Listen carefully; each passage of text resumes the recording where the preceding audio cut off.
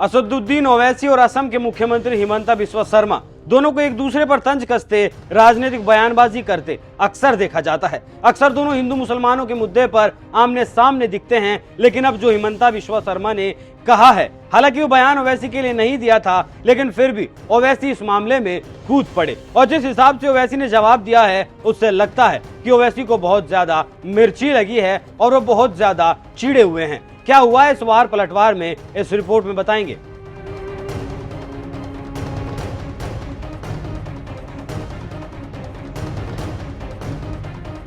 नमस्कार, NMF news देख रहे हैं आप। मैं हूं आपके साथ अभिषेक पुंडीर। आजकल टमाटर इतना लाल है कि लोगों की जेबों से पसीने छूट रहे हैं। टमाटर कहीं 150 रुपए किलो है तो कहीं 200 रुपए किलो है और कहीं तो 250 को भी पार कर गया। इसका एक कारण है ज्यादा बारिश या फिर तूफान के कारण फसलों का खराब हो जाना और इसके बाद का कारण है जमाखोरी। जब भी कोई सामान महंगा होता है या फिर उत्पादन कम होता है तो कुछ व्यापारी तबके के लोग उसकी जमाखोरी करने से नहीं चूकते और इस जमाखोरी को लेकर ही हिमंता बिस्वा शर्मा ने बयान दिया है। हिमंता ने इस जमाखोरी के लिए मुसलमानों को टारगेट किया है। हिमंता का कहना है, असम में खासकर गुवाहाटी में सब्जियों की कीमतों में बढ़ोतरी हो रही है, इसके लिए मियां मुसलमान व्यापारी जिम्मेदार है।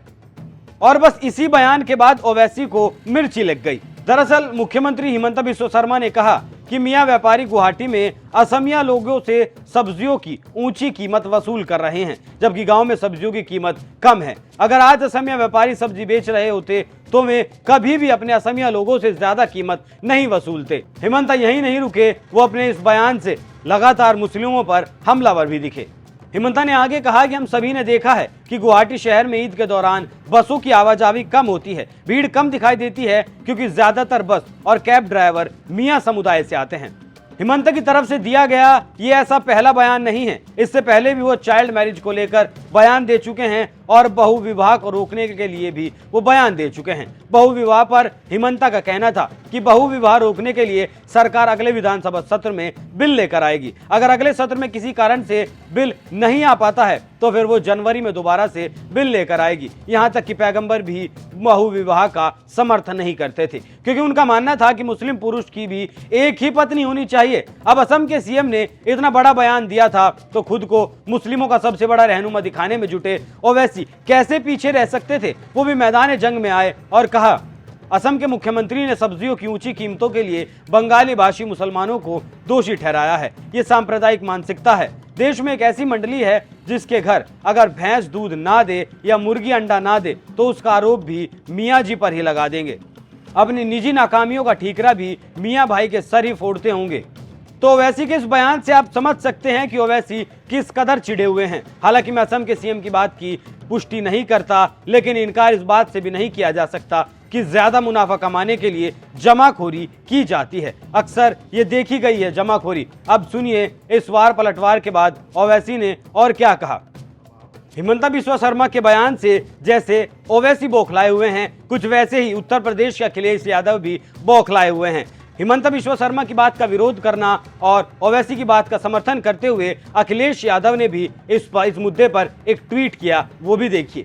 एक भाजपाई मुख्यमंत्री द्वारा सब्जियों की महंगाई के लिए एक समुदाय विशेष को जिम्मेदार ठहराना बेहद संकीर्ण सोच का अति निंदनीय प्रदर्शन है। भाजपाई अपनी सरकार की कमियों के लिए दूसरों में दोष ढूंढते हैं। बंटवारे की राजनीति ज्यादा दिन नहीं चलती, एक दिन बांटने वाला ही बट जाता है। मुस्लिम समुदाय की वोट पाने के लिए अखिलेश यादव को भी अक्सर तुष्टीकरण की राजनीति करते देखा गया है। अभी हाल फिलहाल में 2022 में विधानसभा के चुनाव में भी मुस्लिम तुष्टीकरण को अखिलेश यादव की तरफ से साफ तौर पर देखा गया था। अब आप एक बार फिर ओवैसी पर आते हैं। अब आप सुनिए इस वार पलटवार के बाद ओवैसी ने और क्या कहा। ओवैसी ने इस मुद्दे पर जवाब दिया और इसके बाद वो घूम फिरकर अपने पसंदीदा मुद्दे की तरफ घूम गए और वो मुद्दा है यूसीसी का। ओवैसी का कहना था कि गरीबों, बेरोजगारी, महंगाई और चीनी घुसपैठ जैसे मुद्दों से जनता का ध्यान भटकाने के लिए यूसीसी की बात की जा रही है। ओवैसी ने यह भी कहा कि अगर विपक्ष यूसीसी का समर्थन करता है तो हम विपक्ष का साथ नहीं देंगे क्योंकि वो तो खुलकर यूसीसी के विरोध में है। वैसे आप ओवैसी की इस बौखलाहट पर क्या राय रखते हैं? अपनी राय हमें कमेंट कर जरूर बताएं। नमस्कार।